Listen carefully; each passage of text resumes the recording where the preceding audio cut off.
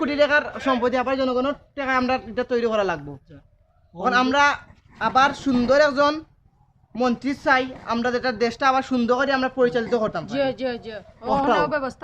যখন আমরা সবাই মিটিং করছে, সবাই মিটিং করিয়া একটা সিদ্ধান্ত হইব, সিদ্ধান্তটাই আমরা অটল থাকমু।